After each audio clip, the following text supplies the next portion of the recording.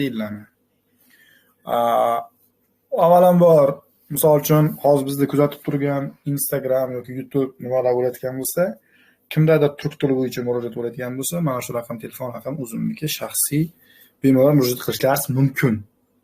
Ko'pchilik aytayapti, ya'ni ustoz telefon raqamingizni qoldiring yoki profilda bir Telegram profilingizni qoldirasizmi, ya'ni YouTube, Instagram aytayapti. Mana telefon raqamim. Shu boshda har doim shu turadi, shunga murojaat qilsangiz bo'laveradi do'stlar, o'zim ko'taraman. Xo'p, endi boshlaymiz. O'qima va dillama. Yozma, konuşma. Hozirgi kunda men o'sha kun sizlarga nimani ko'rsatdim do'stlar? Konuşma bo'yicha bot ko'rsatdim, to'g'rimi? Konuşma bo'yicha bot ko'rsatdim. O'sha botdan ham muammo qilayotgan o'quvchilar bor ekan. Hozir o'shani ham bir ko'rsatishim kerak. Nima muammo? Ya'ni ustoz, biz siz bergan botingizni necha marotaba ishlata olamiz? Necha marotaba ishlata olamiz? Birodarlar, men bergan mokni, o'sha botni xohlaganingizcha ishlatish huquqiga egasiz. Xohlaganingizcha ishlata olasiz, ishlata olasiz. Faqat to'lov qilgandan keyin. Ya'ni qanday to'lov? Ya'ni to'lovda qanday to'lov? To'lov qilib menga chekin tashlasangiz, men sizga maxsus kod yasab beraman. O'shandan keyin bemalol foydalanish huquqiga ega bo'lasiz. Mana bu yerda maxsus kod degan joy bor, ko'rib turibsiz-a? Mana shu yerda maxsus kod teriladi. Nimada. Siz maxsus kod terilgandan keyin siz nima qilasiz? O'shani ishlata olishingiz mumkin bo'ladi, do'stlar. Maxsus kod terdim, endi mana ishlatishni boshlayman. Ovozingni nima berasam yoki maxsus kod saqlanib qila olasam deyapti. Agar maxsus kod saqlanib qilmoqchi bo'lsangiz, saqlanib bosasiz, bo'lmasa kerak emas deb bosasiz. Bo'ldi. Ki mana bu yerda kimdir imtihon kirgan bo'lsa, mana imtihon kirganlar biladi. U yerda ham shunday so'radimi do'stlar? Boshlaysanmi deb so'radimi, yo'qmi? Ya'ni gapirishni boshlaymizmi deb so'radimi? Gapirishni boshlatdi, bosasiz, boshlatdi, bitta bossangiz, sizga savol nima qiladi? Kela boshlaydi, ya'ni birinchi bo'limdan boshlab savollar kela boshlaydi. Bu yerda ham xuddi shunday bo'ladi. Men buni 100% o'xshash deb aytmayman. Bu narsa 80% ga yaqin o'xshashligi bor, do'stlar. Endi diqqat qilib aytib o'tardim, hozirgi kunda konuşma juda katta problemalardan bittasi bo'lib kelyapti. Yozma va konuşma. To'g'ri, o'quvchi o'zini tillamasini ko'tara oladi, o'qimasini ko'tara olish qobiliyatiga ega, lekin yozma va konuşmada nima qilsam degan savol tug'iladi ko'pchilikda.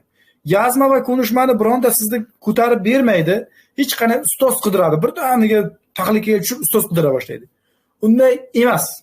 Yozma va konuşmada hech qachon ustoz qidirish yoki boshqa narsa qilish bu juda katta mas'uliyatsizlik hisoblanadi. To'g'ri, sizni nazoratga olish kerak, nazoratga olinish kerak. Nazoratda mana bot. Konuşmangizni nazorat qiladi. Siz bilan o'sha ustoz ham shug'ullanayotgan vaqtga qo'yib turadi, sizni gapirganingizni atvet qilib turadi, to'g'rimi? Mana bot sizga atvet qilib turibdi. Ya'ni gapirasiz botga, bot savol chiqaraveradi. Imtihonga xuddi shunday. Hech qanday kutib o'tirmaydi demoqchiman-da. U yerda ham imtihonda ham hech qanday kutib o'tirmaydi. Voy. Sizlar boshqa narsa ko'rinayotgan ekan. Hech qanday kutib o'tirmaydi, do'stlar. Bot xuddi shunday mana davom etib ketaveradi. Buni boshqatdan boshlaylik, sizlarga ko'rinadi. Misol uchun mana botga kiritasiz, misol uchun kodni, maxsus kodni nima qiladi bu? Bot ishlashni boshlaydi, bu aytgan. Noto'g'ri kod. Men noto'g'ri kod kiritdim qaraganda. Men noto'g'ri kod kirsam, noto'g'ri kod deydi-da.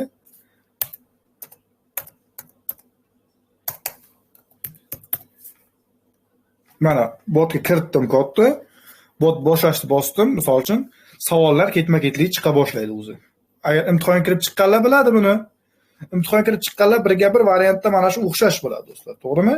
Birga bir variantda bu o'xshash hisoblanadi. Shuning uchun imtihonga kirib chiqqanlarga juda katta, imtihon kirayotganlarga ham juda katta foydali bo'lgan bot bu. To'g'ri, yana ham boshqa botlar ham yasash mumkin, bo'limlar. U sizga foyda bermaydi. Nima uchun? Siz imtihonni to'g'ri imtihonga o'tirgandek bo'lmaysiz. Mana bunda men imtihonga xuddi o'tirgandek bo'lasiz, do'stlar. Xohlasangiz buni kattalashtirib olasiz, masalan, bunday qilib. Xohlasangiz kichiklashtirib olasiz. O'z tabizga qarabda. Xo'p, endi bu konuşma bo'limi haqida edi. Bu texnik jihat edi. Endi men to'liq sizlarga konuşma haqida gapirib o'tmoqchiman-da endi. O'zi bu yerda yig'ilishimizdan asosiy maqsad nima? O'quvchining kamchiliklari ustida ishlash.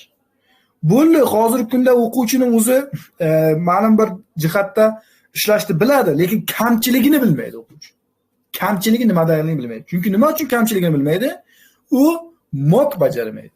Mo'k bajaradi. Qarang, mo'k bajarmaydi deyapman, keyin bajaradi deyapman. Nima uchun uni deyapman? Ya'ni mo'k bajaradi o'quvchi. Men mo'k bajardim. Men misol uchun Hasanman, mo'kni bajardim.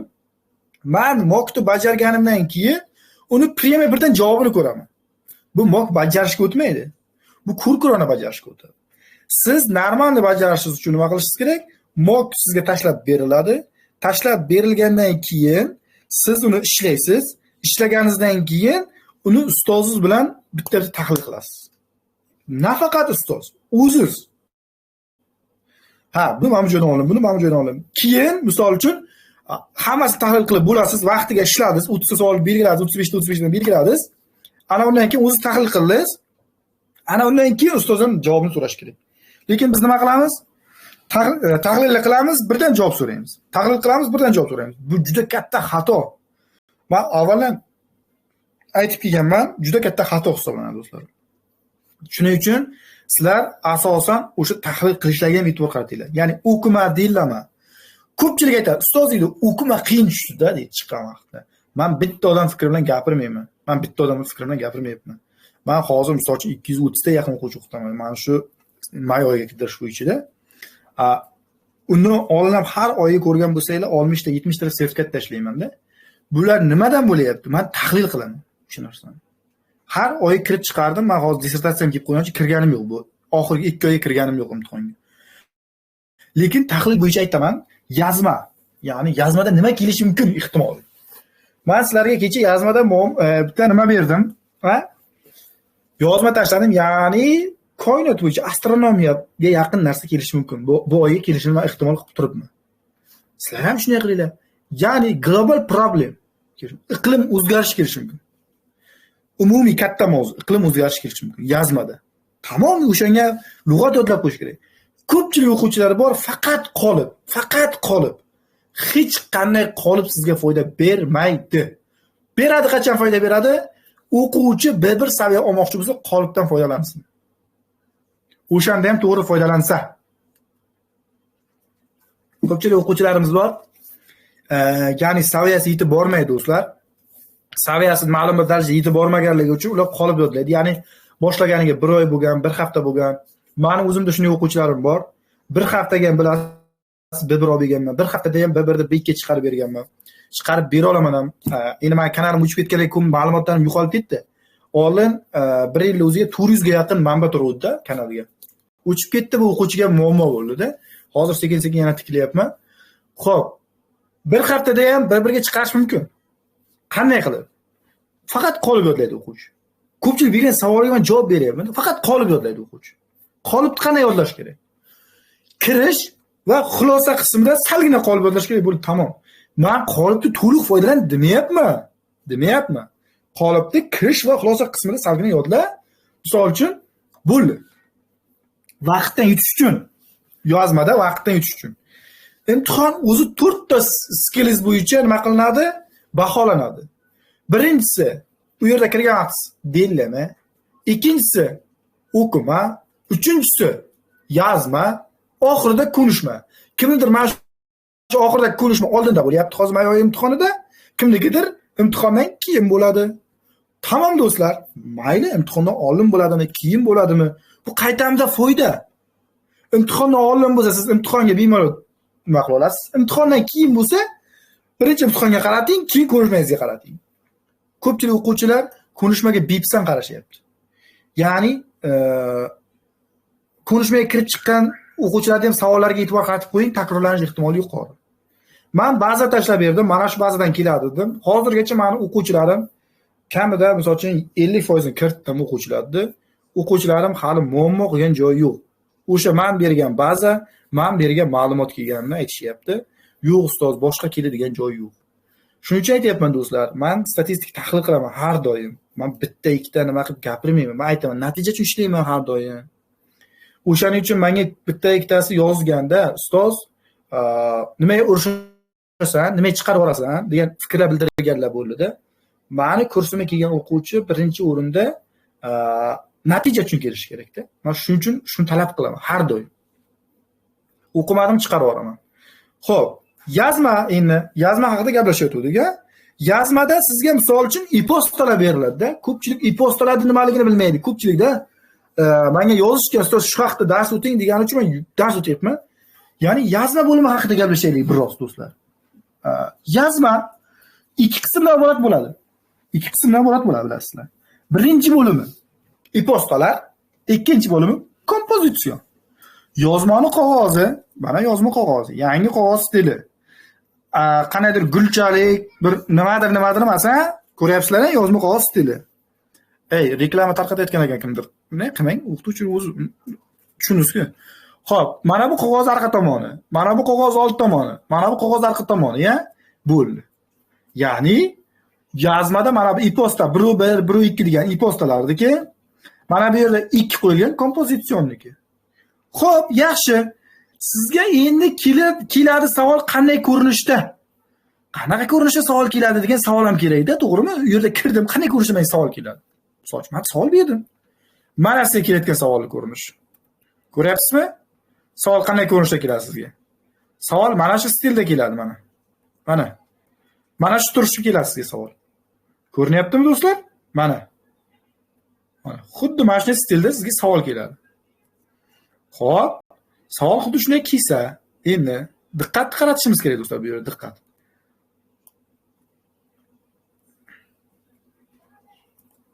Mana bu yerda birinchi bo'lim turibdi, birinchi bo'lim. Ya'ni birinchi bo'limda turgandan keyin buni tagida nima turibdi? Salgina e-posta berilgan o'sha mavzu haqida nimani ochiqlash kerak, o'sha haqida salgina e-posta berilgan. Keyin guruh bir turibdi. Arkadaşingga yoz, do'stingga yoz degan. Uning mavzusi turibdi, qanaydir mavzu. Undan keyin 1-2 turibdi. Bu yunitmeni yoz deyapti yoki birimini yoz deydi. Qaysi tashkilot birimini yoz deydi yoki mudirligini yoz deydi. Bu rasmiy e-posta hisoblanadi 1-2. Mana bu yerda ikkinchi bo'lim turibdi, kompozitsion turibdi. Kompozitsion savoli turibdi. Pastida nechta shart turibdi, mana nechta yozish kerak shartlar turibdi. Xuddi mana shunday bitta qog'oz keladi sizning qo'lingizga. Xuddi mana shu bergan qog'ozimda mana shunday bitta qog'oz keladi sizning qo'lingizga va sizning qo'lingizga keyin mana bu keladi. Yozma qog'oz keladi. Mana xuddi mana shu keladi. Bundan ortiq bir gram boshqa narsa kelmaydi qo'lingizga. Endi nima qilishim kerak? Men 1-1da nima berishim mumkin? Misol uchun qarang, 1-1da yozma bo'limini birinchi bo'limida sizga berishi mumkin ehtimoliy savol. Endi kelgan savol, men endi sizlarga aytib o'tmoqchiman. Bir hamma tushunarli bo'lsa, bir ta'lim markazi, ya'ni e'tim markazida sen ta'lim olayotganding, misol uchun kelish mumkin. Ta'lim olayotganding, ya'ni bilim olayotgansiz. Keyin turk tili markazida, Hasanning turk tili markazida siz ta'lim olayotgansiz, turk tilidan o'qiyotgandingiz. Shunday bo'ldiki, meni qarzlarim ko'payib ketganligi uchun turk tili markazim yopildi. Men turk tili markazim yopildi. Sizning imtihoningizda 17-kuniga imtihoningiz bor. Tushunyapsizmi? Shu haqida salgina ochiqlanish berilgan. Mana bu yerda o'sha narsa beriladi mana bu joyga. Tushundingizmi? Mana bu joyga ana shu narsa berilgan bo'ladi mana. Mana shu joyda o'sha narsa qisqagina e-posta berilgan bo'ladi. Ya'ni menga kelgan e-posta, men turk tili markazim yopilganligi, nimadir o'sha haqida menga e-posta kelgan bo'ladi.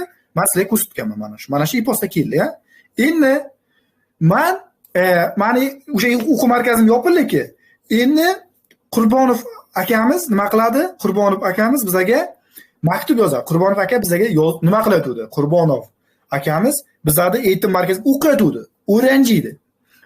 Bu akamiz endi imtihon kirish kerak. O'sha bizda markazimiz yopilyapti, qarang. Meni markazim yopilyapti. Qurbonov aka bizda markazga o'qiyapti. Qurbonov aka o'zi bilan birga o'qiyotgan, masalan, Asrorbek akaga maktub yozadi. Ya'ni o'sha yerda Asrorbek aka ham birga o'qiyapti meni markazimda. Mana shu norasmiy posta bo'ladi. Shu meni vaziyatim haqida, ya'ni o'sha yerda meni markazim yopildi. Shu endi bu Qurbonov aka bilan Asrorbek aka nima qiladi, qayerda o'qiydi? Shu narsa haqida gaplashish kerak. Bular ikkalovi bu norasmiy posta bo'ladi.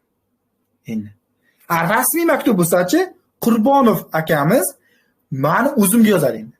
O'sha e'tim markaz mudiriman men. To'g'rimi? E'tim markaz mudirligini deb yozadi. Endi uni yozish stili qanday bo'ladi? Keling norasmiydan ko'ramiz. Norasmiydan boshlasak, 1 barmoq, 2 barmoq tashlaydi. Ya'ni abzas tashladi. Abzas tashladi ya. Endi mana shu yerdan canım arkadaşım berishi mumkin. Merhaba Ahmet deb berishi mumkin. Bunga virgulni qo'yadi, bo'ldi. Virgulni qo'ydi. Buni pastidan tushadi. Bir barmoq, ikki barmoq bilan. Bu qanday qism? Bu qanday qism? Bu asosiy qism. Mana pastga tushgani. Mana bu yuqoridagi xitob qismi edi. Endi bu yerdan ketdi. Qurbonov akamiz nima deydi? Qurbonov akamiz aytadi: "Merhaba Asrorbek deb berdi, to'g'rimi? U yerda Aydin ayrim berish mumkin, qanday bergan narsa. Endi Asrorbek deb berdi, virgulni qo'ydi, pastga tushdi. Yoki bo'lmasa jonim arkadaşim berdi. Ana endi mana bu yerda hol-ahvol so'raydi. "Merhaba, nasılsın, iyi misin?" deb hol-ahvol so'raydi. Qurbonov akamiz Asrorbekdan hol-ahvol so'raydi. "Ben iyiyim" deydi, bo'ldi. Endi maqsadini aytadi. Endi maqsad kerak. Maqsad nima? Maqsadda postani yozyapti. Ko'pchilik mana shuni juda katta xatolik qilasizlar-da. Maqsadni berish kerak endi. Maqsad nima edi hozir yozayotgani? Qurbonov akamiz Asrorbek aka yozayotgan maqsad nima edi? Maqsadi mani e'tim markazimni yopilgani va ularda imtihoni bor edi. O'sha narsa bo'yicha o'zini tushunchasini yozadi. Mana bu yerda nima deydi? Eğitim markazımız kapanacakmış. Bu durum hakkında ne düşünüyorsun? Yoki bo'lmasa kendimi iyi hissetmiyorum. O nedeniyle sana bir postani yazıyorum. Yoki diğer bir merkeze geçebilir miyiz? Bu nedeniyle sana bir postani yazıyorum. Böyle o'sha o'zini nimasini bildirdi bu yerda bu akamiz o'zlarini durumini, o'zini vaziyatini bildirdi. Ya'ni bu yerda hol-ahvol so'radi va nima maqsadda aytdi. Maqsad nima edi bu postani yozishda? Maqsadini aytdi, bo'ldi. Tamam, kirish tugadi. Endi kirish tugagandan keyin biz gelishmaga o'tamiz. Gelishma qismi. Bir barmoq, ikki barmoq bilan. Abzatni abzas. Abzas bo'lishi kerak. Endi abzasdan boshlangandan keyin nima bo'ladi bu yerda? Bu yerda nima qilishimiz kerak degan savol tug'iladi. Endi bu yerda siz o'sha narsa haqida Qurbonov akamiz ochiqlaydi endi. O'sha e'tim markazi yopilibdi, e'tim markazida nimadir. Biz agarda yaxshi o'qimasak yoki boshqa e'tim markazi topmasak, biz natija qila olmasligimiz mumkin deb nima qiladi Qurbonov akamiz? Mana shu yerda o'sha mavzu haqida to'liq gelishma qismi, ya'ni asosiy qismda to'liq bu akamiz ochiqlanish beradi. Qaysi qismda? Asosiy qismda berar ekan, do'stlar. Asosiy qismda akamiz ochiqlanishni berar ekan. Mana ochiqlanishni berdi. Shuncha yozsa yetadi. Mana yozdi, yetdi. Endi yozib bo'lib ochiqlanishni berib bo'ldi-da, endi do'stlar to'liq haqida ma'lumot berdi. Endi nima keladi? Endi xulosa qismchasi keladi. Endi men xulosa qismchasi deb o'rganganman. Xulosa qismchasi deb o'rgataman har doim. So'ng ular aktiv yozib qo'ymagan men boshim buni emas. Mana bir barmoq, ikki barmoq bilan, ya'ni abzas deyapman. Bir barmoq, ikki barmoq degani abzas degani. Abzaslar abzasliklar bilan qatorda tushadi. Ketdi. Nima bo'ladi bu yerda? Sonuç olarak da bilmeyiniz. Umarım benim mektubumla ilgilenirsen önceden teşekkür ederim. Kendine iyi bak. Sana iyi çalışmalar dilerim. Yani tügatili böyle. İki qator yetadi. İki qator yetadi. Buni pastdan nima beriladi keyin? Buni pastdan endi buni pastdan tugatish qismlari bir barmoq, ikki barmoq bilan. Norasmiy postdagi selam va sevgilar deb tugaydi, virgul. Buni pastdan nima bo'ladi? Ism, familiya bo'ladi. Jon o'rtoqlar. Mana shunga Aydinni o'zini qo'ymanglar. Aydin ayrini ham borda uni. Hasanni o'zi bo'lmaydi-da. Hasan Qosim bo'ladi, ya'ni Qosimovdaman. Familiyam ham bo'ladi-da. Adi Sayadi degan narsa bo'ladi-da. Sizlarga shu narsani men aytayapman-da. Ko'pchilikdagi ko'ryapman. Aydinni o'zini shunday qo'yasiz, shuni topshirib oladi. Ya miya bormi u yerda? Nimaga Aydinni o'zini qo'yapsiz? Adi Sayadi kerak u yerda. Tamom. Bu yerda agar Aydin ayrim berilgan bo'lsa, Aydin ayrim berilsin do'stlar. Sizlarga yana tushuntirib ketdim. Mana shu bilan nima tugaydi? Norasmiy ipostasi tugaydi do'stlar. Norasmiy iposta 50 chiziqcha 70 ta so'zdan tashkil topgan bo'lsa bo'ladi. 50 chiziqcha 70 ta so'z. Bundan ortiq. Diqqat. Xatolardan bittasini aytaman. O'quvchilar ko'p yozaman deb mana pastga 1-2 ga o'tib ketib qolyapti. Kerak emas. Mana shuncha yozing, talaba bajaring bo'ldi. Ko'p yozaman deb 1-2 ga o'tib, 1-2 ni orqasiga o'tib, hamma joyda rasvo qilib tashlamang. Uzun joyga yozing. Tushundingizmi? Yana bunday qo'pol gaplar ekan deb o'ylamanglar. Endi men shuni gapiraman-da. Endi Pro 2 ga o'tamiz. Pro 2 nima? Pro 2 degan rasmiy posta. Rasmiy posta qanday yoziladi? Endi Qurbonov akamiz Asrorbek akaga emas endi. Qurbonov akamiz kimga yozadi endi? Menga yozadi. Mani yetim markazim-ku. To'g'rimi? Mani yetim markazim. Endi menga yozadi. Nima deb yozadi? Mana bu tashkilot nomi, bir barmoq, ikki barmoq. Qayerga yozayotgan bildirish kerakmi? Ha, bu yerda nima bo'ladi endi? O'sha qanaydir yetim markazi mudulluğu apostrof ne? Endi mudulluğuga deb berdi menga. Endi pastdan bir barmoq, ikki barmoq. O'sha mudirning ismini bilsa Qurbonov akamiz Sayin Hasanbek deb berish mumkin. Agar meni ismimni bilmasa, nima deb beradi? Sayin yetkili. Sayin yetkili yoki ilgili. Sayin yetkili yoki ilgili. Ham sayin yetkili, ham yetkili, ilgili Hasanbek deb bermaylar. Bittasi bo'lsin. Yo yetkili yo ilgili. Tushundinglarmi? Buni pastidan bir barmoq, ikki barmoq bilan nima boshlanadi bu yerda? Kirish qism boshlanadi do'stlar. Kirish qism. Kirish qismda nima bo'ladi? Kirish qismda bu yerda o'zingiz tanishtirasiz. Ben paloncha pistoncha. Ya'ni men o'zim tanishtiraman. O'zimni tanishtirganimdan keyin nima bo'ladi? Qaytarib o'taman do'stlar. YouTube'da joylayman.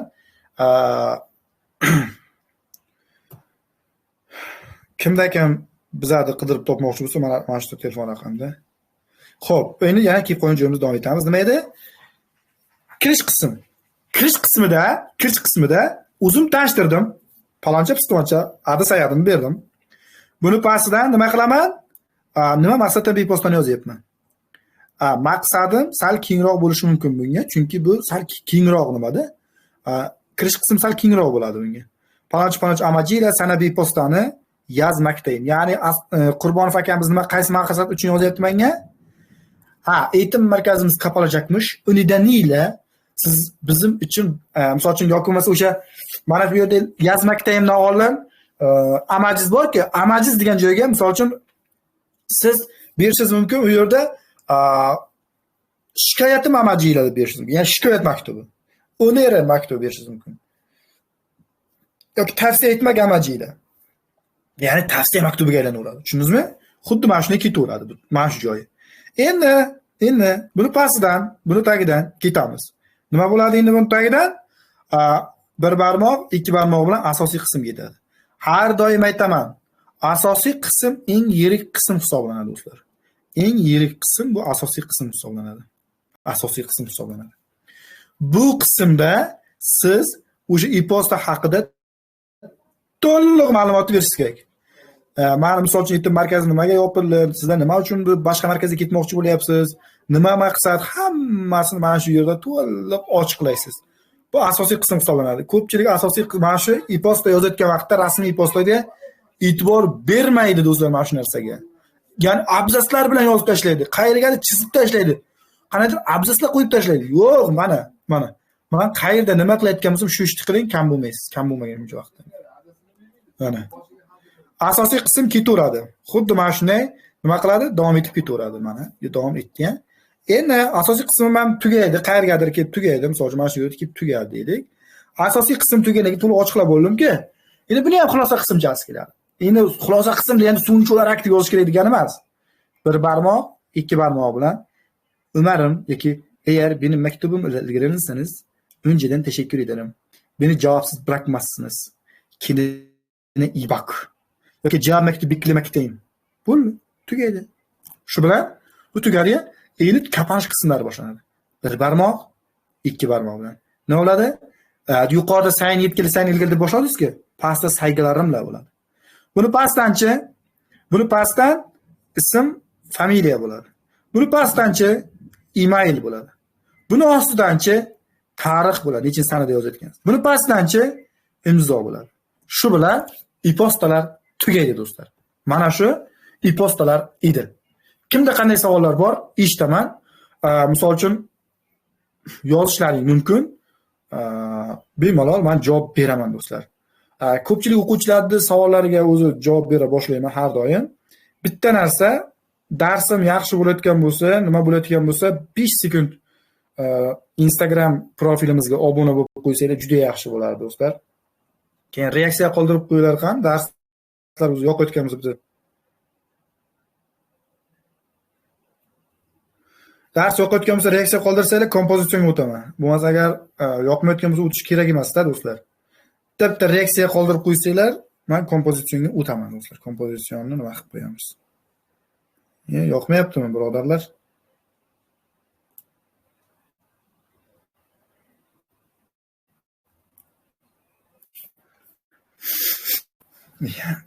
Shundagina 210 ga yaqin odam turibdi.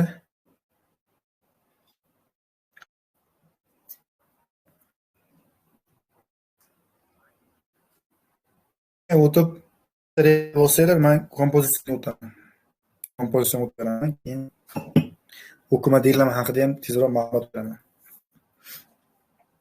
Do'stlar, 210 ta yaqin odamdan bu juda kamda.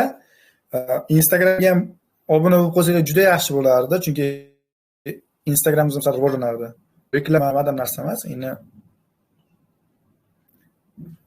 mana reklamam asosan o'quvchilarimda, shuning uchun har doim shu narsani qilaman. Men har doim bittasi aytibdi kecha, bersang to'g'ri berda, yozma mavzusini bergim kerak, beryapman degan, bersang to'g'risiga berda, minnat qilib bermagin degan ekan. Do'stlar, endi biz ham o'sha narsani prognoz qilguncha miyamizni ancha-muncha qismini ishlatamizda. Mana bunday reaksiya bosish, bizlarni podishka qilish bu bizga qanaqadir nima beradi-da? Nima deydi? Motivatsiya beradi.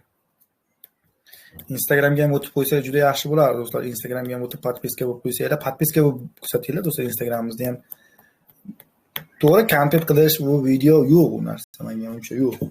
Lekin yaxshi dars qilib beramiz. Xo'p, 200 ta yaqin odamdan shunchaginami? Qo'yli. 100 ta chiqadi-ku. Bo'lsanglar, reaksiya bo'lsanglar qani, bir ko'raylikchi. 200 ta yaqin odamdan 100 ta yaqin bo'lsa, teng 50% tushunarli bo'libdi, darsim 50% tushunarsiz bo'libdi-da do'stlar. Bo'lsanglar. 200 ta yaqin reaksiya bo'lsa, davom etib ketamiz.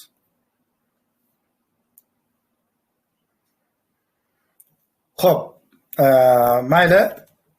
Hammam o'zim vijdoniga havola. Endi men kompozitsiyonga o'taman, sekin.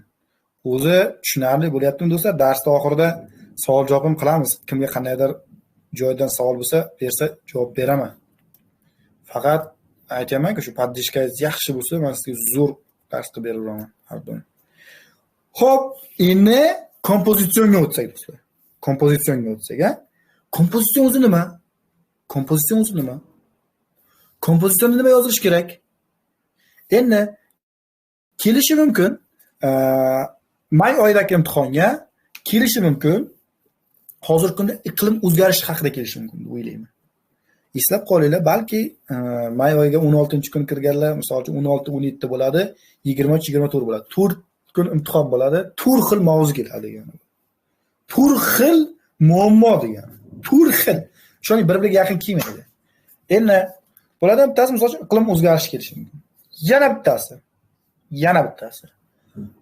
Boya aytganimdek,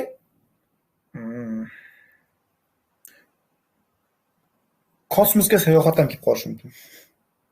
Kosmosga sayohat. Balki. Xo'p, qarang. Xo'p, keldi sizga iqlim o'zgarishi haqida kompozitsion savol keldi. Yaqni, iqlim değişikliği haqida kompozitsion savol keldi. Nima qilasiz endi? Shu haqida savol kelsa, nima yozish kerak? Qayerda nima yozishim kerak? Tamam, kompozitsion uchun sizga mana qog'oz beradi. Bu old tomon, mana bu orqa tomoni. Juda ko'p o'quvchilar xato qiladi. Mana bu yerda men har doim tashlab ketaman, bilasiz. Nima edi bu? Boshliq uchun tashlayman har doim. Bir barmoq, ikki barmoq qo'yaman-da, kompozitsionimning kirish qismini yozaman. Diqqat, kompozitsionni kirish qismida nima yoziladi? Har doim aytiladi, kompozitsionni kirish qismi deyiladi-yu, lekin nima yozilishi haqida ma'lumot berilmaydi. Kirish qismida, kompozitsionning kirish qismida o'sha sizga berilgan mavzu haqida umumiy ma'lumotlar beriladi. Men bilaman, umumiy ma'lumotlar beriladi. Men bilaman, oldin mana shu yerda kirish qismida hamma narsani yozib bo'ldi deyishardi. Masalan, kirish qismida yoz deyishardi bo'ldi. Yo'q. Kirish qism bu maqola yozgan odam biladi, annotatsiya qismi hisoblanadi. Mana shu yerda kirish qismida sizga nima berilar ekan? O'sha haqda kerakli, ya'ni umumiy ma'lumotlar beriladi. Kirish qismi savol jumlalardan tashkil topgan bo'lishi mumkin. Lekin tam ochiqlamalar berilmaydi. U yerda qanaqadir o'rnaklar, ataso'zlar, unday narsalar berilmaydi kirish qismida. Juda katta xato hisoblanadi kirish qismida berish. Xo'p, endi gelishma qismi bir barmoq, ikki barmoq bilan. Qizil boshqa ruchka bilan yozsak, o'quvchilarga ma'qulroq bo'ladi, ajrata olish uchun mana. Gelishma qismi ham bu yerda gelishma qism eng yirik qismlardan biri hisoblanadi, o'rtoqlar. Eng yirik qismlardan biri. Diqqat, gelishma qismida nimalar berilishi kerak, ustoz? Asosan gelishma qismida siz yozmoqchi bo'lgan kompozitsion haqida to'liq ma'lumotlar berib o'tasiz, birodarlar. Gelishma qismi bir qancha paragraflardan iborat bo'ladi. Bir barmoq, ikki barmoq. Ya'ni paragraf degani abzas degani. Abzaslardan iborat bo'ladi. Abzaslar abzasliklar bilan tekis tushishi kerak. Bezabzaslar bilan tekis tushishi kerak do'stlar yozganingizda. Bu ham bir texnik jihat hisoblanadi. Xo'p, professional darajada yozish kerak. Xo'p, endi ataso'zi o'rnaklar qanday beriladi? Atalarimiz dediği gibi deb kelasiz. Qo'shtirnoq ochasiz. Ataso'zini yozasiz. Qo'shtirnoqni yopasiz, virgulni qo'yasiz, davom etasiz. Ya'ni ataso'zi berildi. Ataso'zlar, ya'ni o'rnak berayotgan vaqtimda nima qilaysiz? O'rnak. Ya'ni ko'pchilik o'rnak beradi, to'g'rimi? O'rnak berayotgan vaqtda diqqatimizni qaratishimiz kerak. Siz berayotgan o'rnakni hamma bilayotgan o'rnak bo'lib turib, uni muallifini boshqacha qilib yozsangiz ham bu xato hisoblanadi. Yana bitta diqqat qilishimiz kerak. O'zbek xalq maqollalarini turk ataso'zisi deb yozish ham juda katta muammo hisoblanadi. Ya'ni baliq tushib ketishiga sababchi bo'lib qolasiz, do'stlar. O'shaning uchun nima qilish kerak ekan? Turk ataso'zisidan bersangiz yaxshiroq, 1 2, ya'ni abzasdan ketamiz yana. Xo'p, boya aytganimdek, o'rnak bermoqchisiz. Amir Temurning gapini Alisher Navoiyning gapi deb yozish ham juda katta xato. O'rnaklar ham o'z joyiga berilishi kerak. Mana bu gelishma qismi, ya'ni asosiy qism, eng yirik qismlardan biri hisoblanadi kompozitsiyonni. Kompozitsion eng katta qismi bu mana shu qism hisoblanadi. Bu qismda siz to'liq ochiqlanishni berasiz. Qog'oz orqa tomoniga ham o'tyapman do'stlar. Qog'oz old tomonda xulosani bermayapman. Yozib oldim. Mana shu qism tugadi. Endi xulosa qismiga o'taman.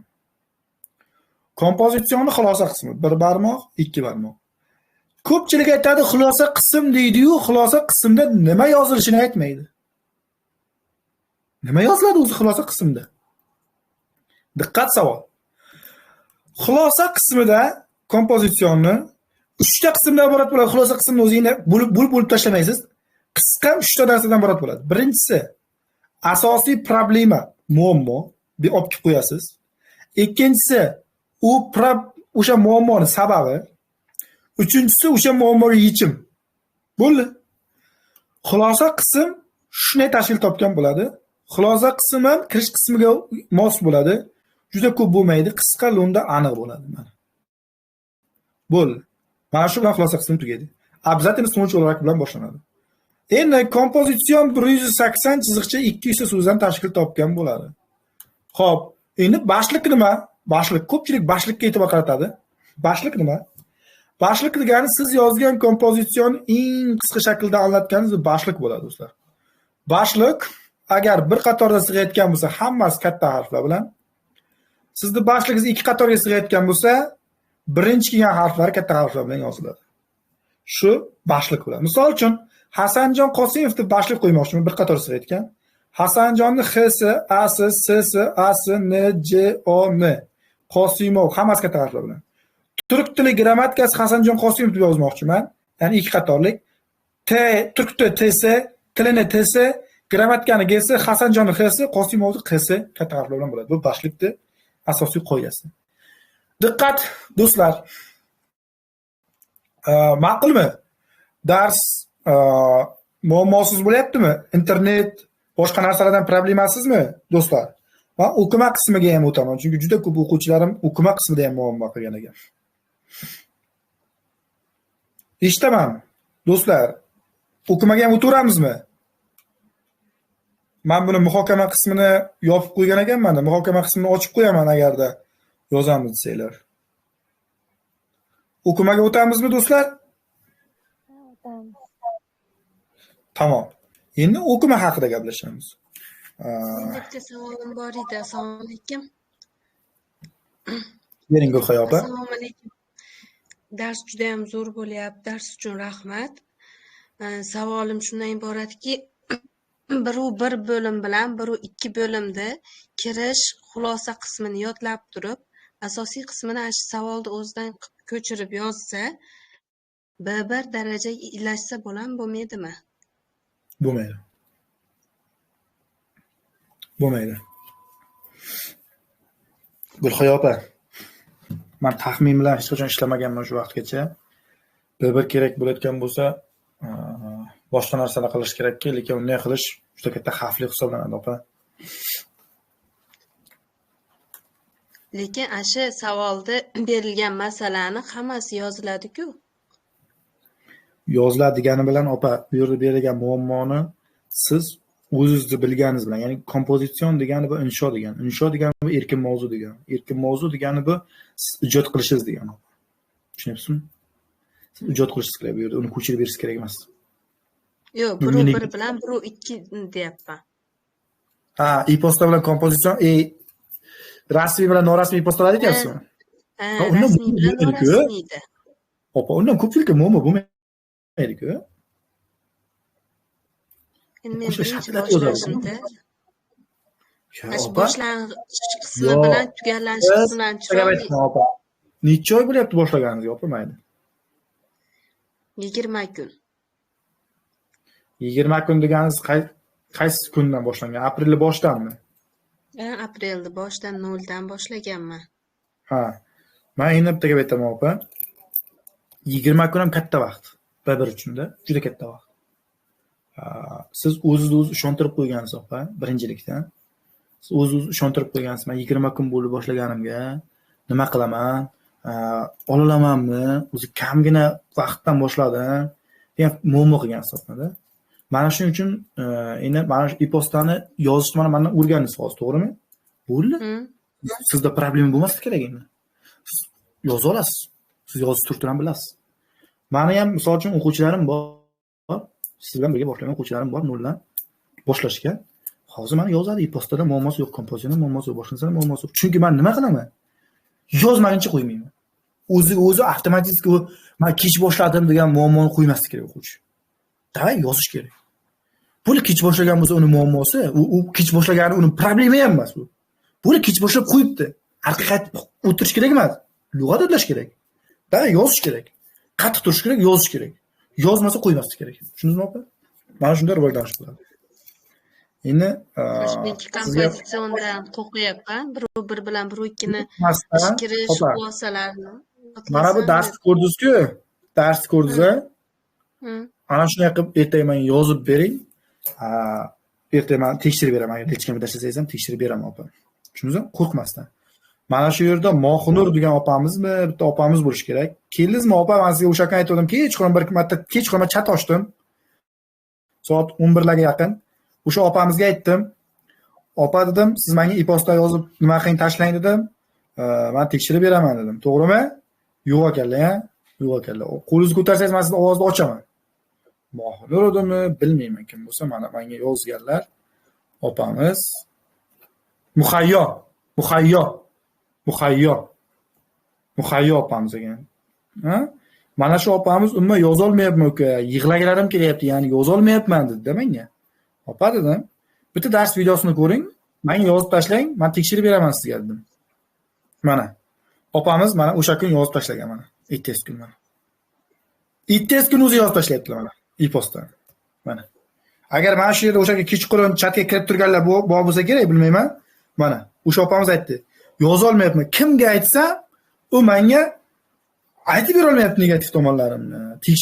Tekshiryapti, lekin chizib tashlayapti yoki bo'lmasa negativ tomon ayta olmayapti deb menga aytuvdilar. Mana bu yozgan o'sha nimalari, bundan oldingi yozgan e-postalarni ko'rsataman endi sizlarga. Bundan oldin yozgan, ya'ni o'sha yozolmay yozgan e-postalari bor edi, qayergadir.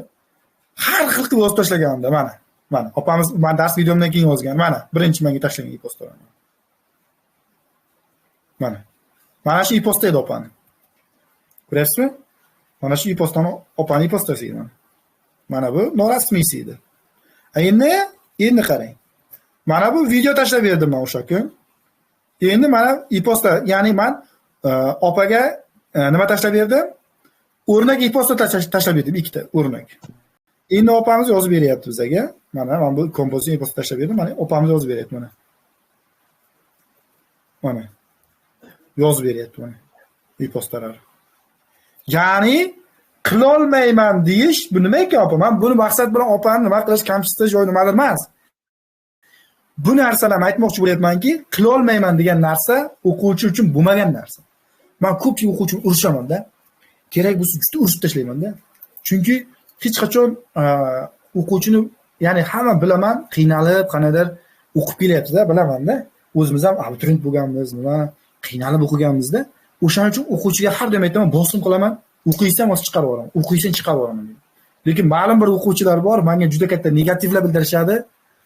Ya'ni pulingizni o'qitasan-da degan fikrlar bildirishadi-da. O'shaning uchun aytaman do'stlar. O'qituvchi sizni yo'naltiryaptimi qaysidir tomonga, yaxshi tomonga yo'naltiradi.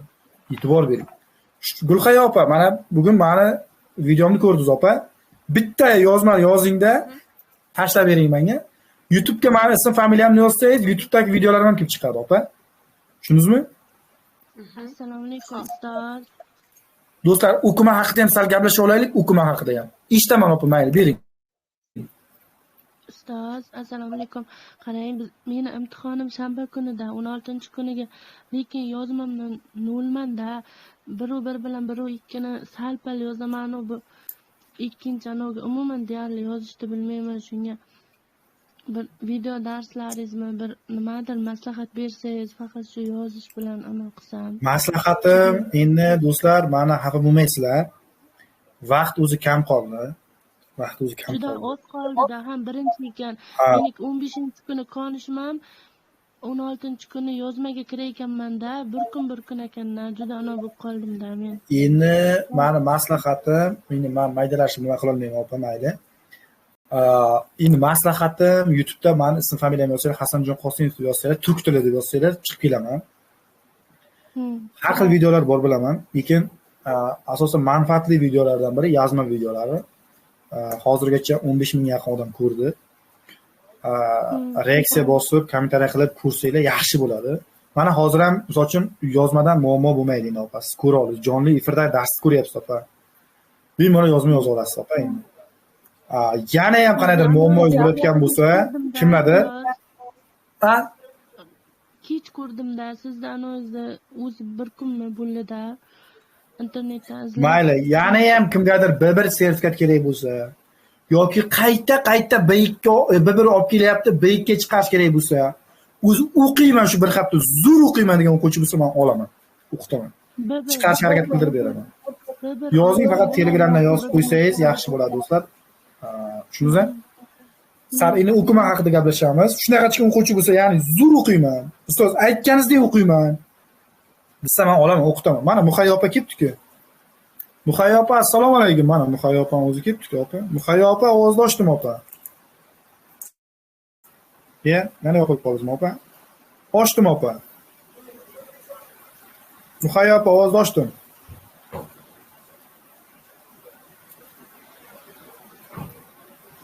Do'stlar, biroz uzr so'rayman. Qanday yomg'ir ovozi kelmayaptimi? Chatda o'qimalar haqida tezroq gapirmasak, meni ovozim boryaptimi? Chunki juda yomg'ir.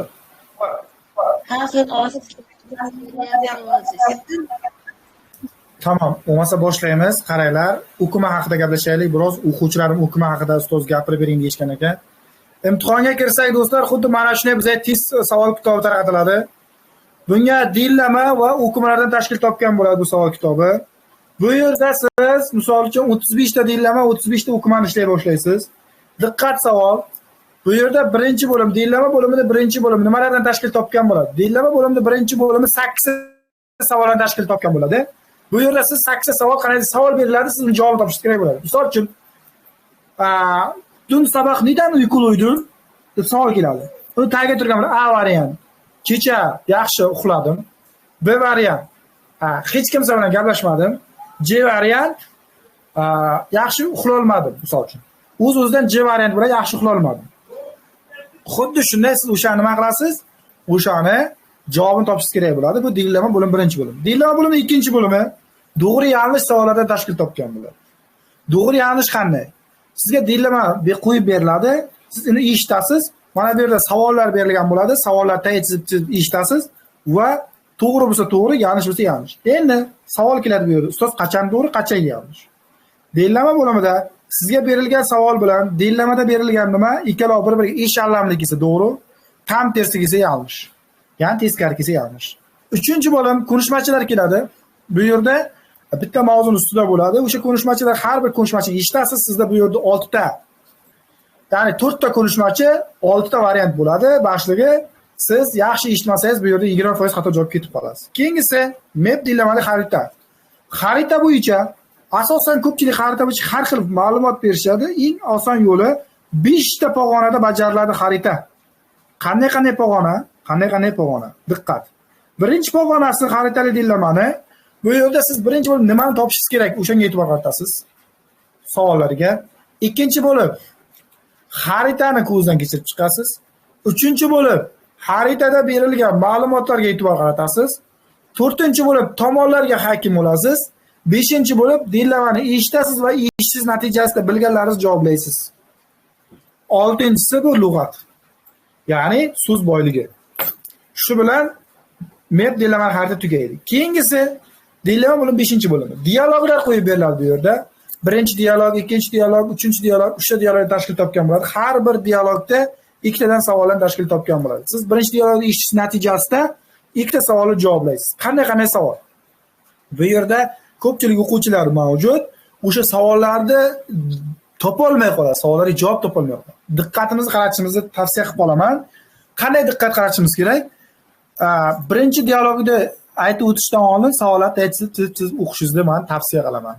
Keyingisi 6-bo'lim, dinlama bo'limida 6-bo'limida sizga bu yerda B2 plus darajada bo'ladi. Saviya sal yuqori bo'ladi. Chiqarilamas, chiqarilabilir, dinilmish, shunaqachi savollar keladi. Chiqarilamas, ya'ni dinlanish matnidan aşağıdakilar yargılardan hangisi chiqarilamas? Ya'ni eshitgan matningizdan qaysi biri mana shu yerda mavjud emas, ya'ni u yerdagi xatosini topib chiqib ketish kerak bo'ladi do'stlar. Bu yer 31. Dinilmamış, shunaqa savollar o'qima bo'limida ham kelish ehtimoli juda yuqori. Oxirgi bo'limlarda keladi. Keyingisi o'qima bo'limi do'stlar 5 ta bo'limni tashkil topgan bo'ladi, 35 ta savolni tashkil topgan bo'ladi do'stlar. O'qima bo'limining birinchi bo'limi har doim qiynalishadi o'quvchilar. Bu yerda sizga matn beriladi va matnni o'sha o'rniga qo'yib ishlash kerak bo'ladi. Mana matn. Mana shuni o'rniga qo'yib ishlashingiz kerak bo'ladi, tamom. Tushundingizmi? Bu yerda diqqatimizni qaratishimiz kerak bo'lgan asosiy narsalardan biri to'liq matnni o'qiymiz va mana bu yerda tushirib qoldirgan so'zga e'tibor qaratamiz. Mana shu yerda nuqtadan nuqtagacha o'qiymiz va nuqtadan birinchi bo'lib ishlash uchun nuqtadan nuqtagacha o'qiymiz va ma'noni chiqara olamiz. Ma'noni chiqarib olganimizdan keyin o'sha ma'noda qaysi tushib qolyapti, shuni qo'yib ketishimiz kerak. Yana ham kengroq bu o'quvchilar uchun tushuntirib beriladi. Xo'p, yana ham bitta ma'lumot aytishim mumkin bu yerda. Tugallangan fikrmi, otmi, kesimmi, egami, holmi, unga ham e'tibor qaratishimiz kerak. Yana bitta narsa fikr aytaman. Bu yerda tushib qoldirilgan so'z undan oldingi kelgan ikkita uchta so'z bilan undan keyingi ikkita uchta so'zga juda uzviy bog'liq bo'lish kerak. Qoidasi shunday. Keyingisi mana bu yerda o'qima bo'limining ikkinchi bo'limi. O'qima bo'limining ikkinchi bo'limini ishlashtiralım, ya'ni ishlaylim degan bo'lim hisoblanadi. Bu bo'limda asosiy texnikadan bittasi, eng kerakli texnikalardan bittasi bu bo'limda do'stlar. Siz mana birda o'qiysiz, 7-savol o'qiysiz va bir boshdan qo'ying, qaysi bir to'g'ri keladi. 8 savol o'qiysiz, bir boshdan qo'ying, qaysi bir to'g'ri keladi. Mana shunda mana bu to'g'ri kelmadi, bu to'g'ri kelmadi, bu to'g'ri kelmadi, bu to'g'ri kelmadi, mana bu to'g'ri keldi. Misol 7A. Misol uchun buni olamiz, buni aylanib o'qiymiz. Ki 8 o'qiyman, bu to'g'ri kelmadi, bu to'g'ri kelmadi, bu to'g'ri kelmadi. Oxirigacha o'qidim-ku.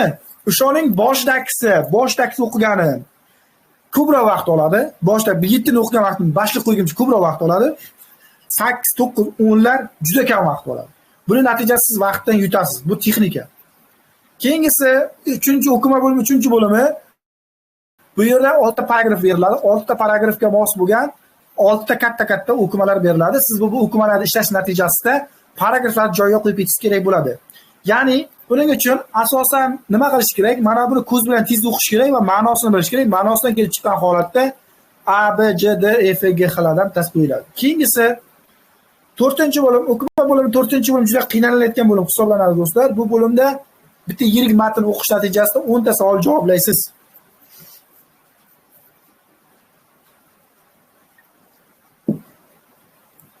Endi 10 ta savol javoblasangiz, bu bo'limda nima qilish kerak?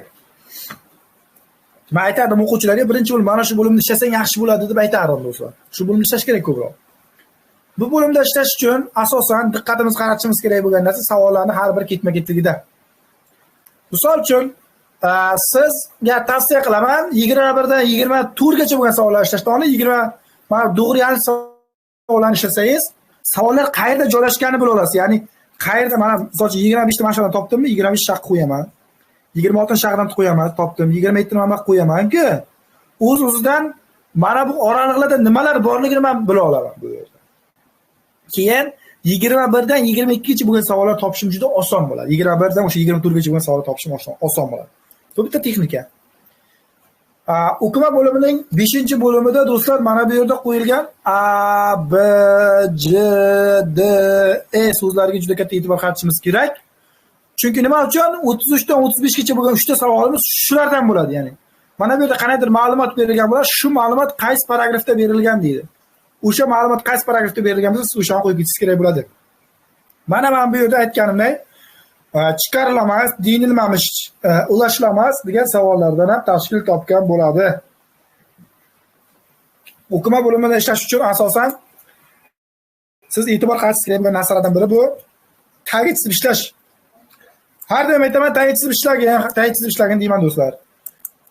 Do'stlar, bundan keyingi darsimiz 15-kun kechga bo'ladi, ya'ni juma kuni kechga soat 21:00 tashkil qilaman. O'shaning uchun, ya'ni YouTube'dagilar kirmoqchi bo'lganlar, YouTube'dagilar mana bu raqam orqali Telegramda yozsanglar, kanal kelib chiqadi.